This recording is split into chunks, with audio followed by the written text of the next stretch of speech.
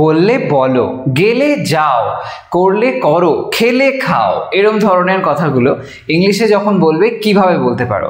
একটা খুব simple structure apply করে লাইনগুলোকে চট জলদি বাংলা থেকে ইংলিশে তোমরা বানাতে পারো। তোমরা জানো যে আমি বাংলা থেকে ইংলিশে লাইন বানানোর কিছু বিশেষ ফরম্যাট নিয়ে আমি ভিডিও সিরিজ কন্টিনিউ করছি। আজকে সেই সিরিজের আরও একটা ভিডিও। এই ধরনের লাইনগুলো দৈনন্দিন জীবনে যখন ইংলিশে বলবে দেখবে ফ্লুয়েন্সিটা খুব তাড়াতাড়ি চলে আসছে। তাই জন্য এই লাইনগুলো কিভাবে বলা যায় স্ট্রাকচারটাকে ভালোভাবে বুঝে নাও।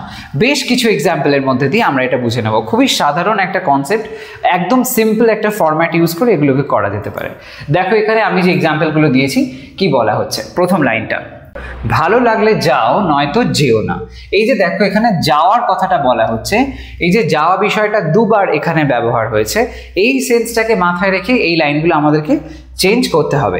এখানে যে বিশেষ স্ট্রাকচারটা দেখব, সেম স্ট্রাকচার আমরা অলমোস্ট প্রত্যেকটা লাইনে দেখব, একটু কোথাও কোথাও ঘুরে ফিরে যাবে। তো দেখা যাক ট্রান্সলেট করলে লাইনটা কিরকম হয়। এই ক্ষেত্রে আমরা আদারওয়াইজের ব্যবহার করব এবং ইফের ব্যবহারটা লক্ষ্য করব। এখানে যে বলা হচ্ছে ভালো লাগলে যাও, সেই সেন্সে ইফ ইউ লাইক, তোমার যদি ভালো লাগে, তোমার যদি পছন্দ হয়, গো যাও। আদারওয়াইজ নয়তো অর্থে আদারওয়াইজ ব্যবহার করা হয়, নয়তো যেও না, don't. Okay, if you like go, otherwise don't. পরেরটা দেখো, করলে করো নয়তো করো না। এখানে দেখো করা বিষয়টা বেশ কয়েকবার আসছে, করলে করো নয়তো করো না। তো সেই সেন্সে ট্রান্সলেট করলে if you do, do it, otherwise don't. If you do, যদি তুমি করো, এটা যদি তুমি করো, if you do, do it, এটা করো, আদারওয়াইজ ডোন্ট। তা আদারওয়াইজ মানে নয়তো, নয়তো তোমার করতে হবে না। এখানে খেয়াল করো আদারওয়াইজ যখন ব্যবহার হচ্ছে তার আগে একটা সেমিকোলন আমরা ইউজ করছি। এই স্ট্রাকচারটাকে ঠিকভাবে অ্যাপ্লাই করবে। স্পোকেন ইংলিশের ক্ষেত্রে এই ধরনের ফরম্যাটটা খুব বেশি প্রচলিত, রিটেন ইংলিশের ক্ষেত্রেও অবশ্যই ইউজ করতে পারো। সিচুয়েশন অনুযায়ী আমরা এই ধরনের লাইন বলে থাকি। এটা বললে বলো নয়তো আমি চললাম। পরের লাইনটা, এই যে লাইনটা এখানে দেখো বলার কথা বেশ কয়েকবার আসছে। এটা বললে বলো নয়তো আমি চললাম, আমি চলে গেলাম। হয়তো তুমি এটা বললে বলো নয়তো আমি চলে গেলাম। এই সেন্সে একই ফরম্যাট যদি অ্যাপ্লাই করি কিরকম সাউন্ড করবে দেখো, লাইনটা এরকম হবে, if you want to say it. এটা বললে বলো মানে যদি তুমি চাও, এরকম সেন্সে, যদি তুমি বলতে চাও। তো if you want to say it, যদি তুমি বলতে চাও তাহলে বলো সে ইট, আদারওয়াইজ নয়তো আমি চললাম, I am leaving, I am leaving. Okay, পরেরটা, খেলে খাও নয়তো উঠে যাও। এখানে খাওয়া বিষয়টা পরপর দুবার আসছে। তো সেই সেন্সে আমরা লাইনটা ঠিক সেরকম ভাবে লিখবো। ট্রান্সলেট করলে হবে ইফ ইউ ইট, যদি তুমি খেতে চাও, ইফ ইউ ইট বা যদি তুমি খাও, ইট তাহলে খাও, আদারওয়াইজ নয়তো উঠে যাও বা চলে যাও, লিভ। এখানে যে কথাটা দেখা যাচ্ছে লাইনটা ইট শব্দটার পরপর দুবার ব্যবহার হয়েছে। দেখতে মনে হচ্ছে হয়তো এরকম ধরনের লাইন আমরা প্রধানত লিখি না। হ্যাঁ, লেখার ক্ষেত্রে আমি যে বললাম, লেখার ক্ষেত্রে এরকম খুব একটা আমরা বলি না, মানে ইউজ করি না। বলার ক্ষেত্রে এরকমটা কিন্তু খুব হয়ে থাকে। স্পোকেন ইংলিশে আমরা প্রায় এরকম ধরনের কথা বলতে পারি। যদি ধরো প্রপার এক্সপ্রেশন সহ লাইনটাকে বলো, ইফ ইউ ইট, তো এরকম ভাবে তুমি কাউকে বলতে পারো if you eat, eat, otherwise leave. তাহলে কথাটা আমরা কিন্তু ঠিকভাবে বোঝাতে পারছি, সেন্সটাকে আনতে পারছি। এক্সপ্রেশনটাও ম্যাটার করে। প্রপার এক্সপ্রেশনে এরকমভাবে লাইনগুলো স্পোকেন ইংলিশে বানাও। পরেরটা, দেখলে দেখো নয়তো দেখো না। দেখলে দেখো নয়তো দেখো না, দেখার কথা এখানে বারবার আসছে। তাহলে সেই সেন্সে ট্রান্সলেট করলে লাইনটা এরকমভাবে আমরা বলবো, if you watch, watch, otherwise don't. If you watch, watch, দুবার এখানে ওয়াচ শব্দটা আসলো। যদি তুমি দেখো তাহলে দেখো, আদারওয়াইজ নয়তো ডোন্ট, দেখো না। শুনলে শোনো নয়তো শুনো না। খুবই ইজি স্ট্রাকচার। সেম প্রসেসে করব, ইফ বসাবো, সাবজেক্টটা বসাবো, তারপরে শোনার কথাটা লিখবো, তারপরে আবার একবার শোনার কথা লিখবো, আদারওয়াইজ ব্যবহার করব এবং তারপরে ডোন্ট লিখে দেবো। এই তো সিম্পল স্ট্রাকচার। তো ইফ ইউ লিসেন হলো, তারপরে আবার listen, if you listen, listen, otherwise don't. If you listen, listen, otherwise don't. পরেরটা, ঘুমালে ঘুমাও নয়তো জেগে থাকো। এখানে দেখো শেষের দিকের অংশটাকে খেয়াল রাখবে। অনেক সময় দেখো শব্দগুলো এরকম আসছে যে সেম শব্দ রিপিট হতে থাকছে। পরের সেকশনটাতেও আমরা রিপিট হতে দেখছি। যখন দেখছি যে রিপিট হচ্ছে না, তখন সেখানে কিন্তু অন্যরকম স্ট্রাকচারটা হচ্ছে। যেমন আগের লাইনে শুনলে শোনো নয়তো শুনো না, শোনা কথা বারবার আসছে, তাই জন্য শেষের অংশটায় আমরা ডোন্ট ইউজ করতে পারছি।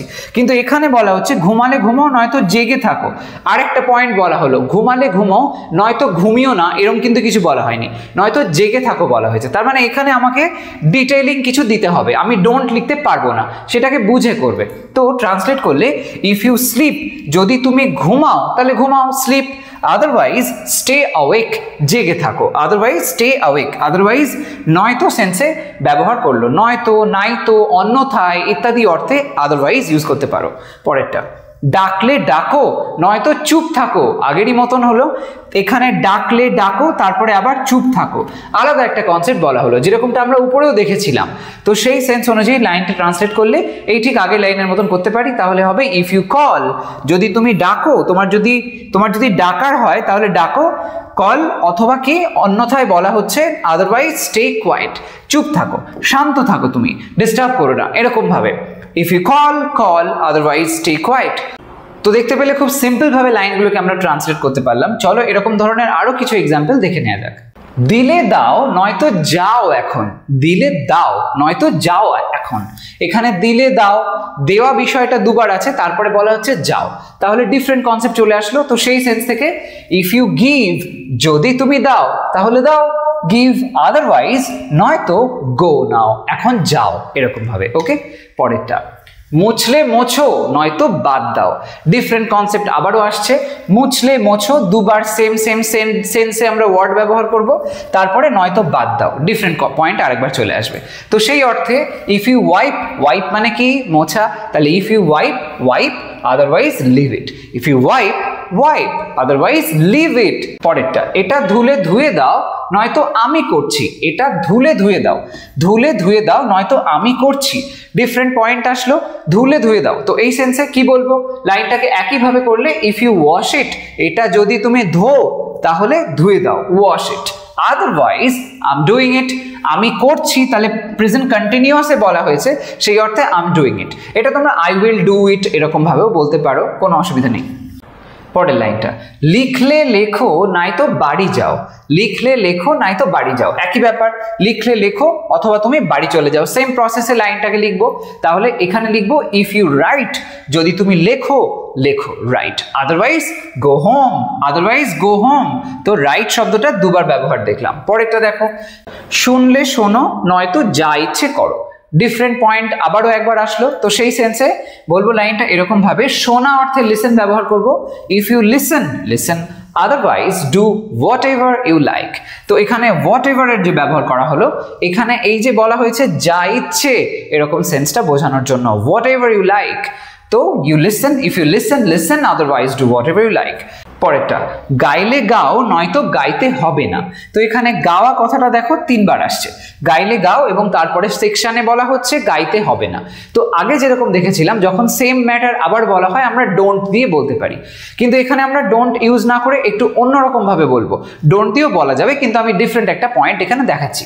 তো ট্রান্সলেট করলে লাইনটা এরকম ভাবে বলতে পারো, ইফ ইউ সিং, যদি তুমি গাও তাহলে গাও, sing, otherwise no need to, দরকার নেই কিছু, এরকম ভাবে, আদারওয়াইজ ডোন্ট বললেও হবে। Okay, if you sing sing, otherwise no need to. পরেরটা, হাসলে হাসো নয়তো হেসো না, একইভাবে আসলো। তো এখানে আমরা ডোন্ট ইউজ করে করি। তো ট্রান্সলেট করলে হবে ইফ ইউ লাফ, যদি তুমি হাসো তাহলে হাসো, কে আটকাচ্ছে, লাফ, আদারওয়াইজ ডোন্ট, ইফ ইউ লাফ লাফ, আদারওয়াইজ ডোন্ট। হলো।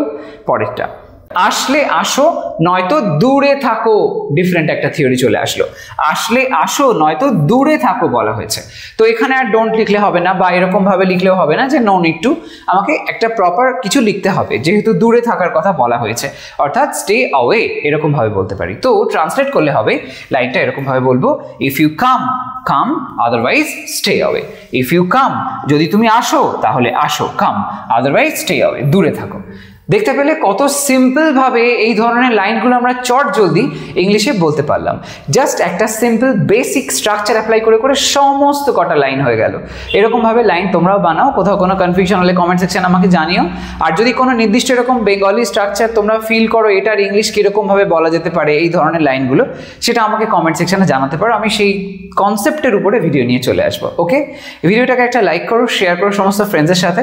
আর চ্যানেলটাকে এখনো সাবস্ক্রাইব না করে থাকলে ডেফিনেটলি করে নাও, কারণ এই ধরনের ইনফরমেটিভ ভিডিওস তোমরা আমার চ্যানেল থেকে পেতেই থাকবে।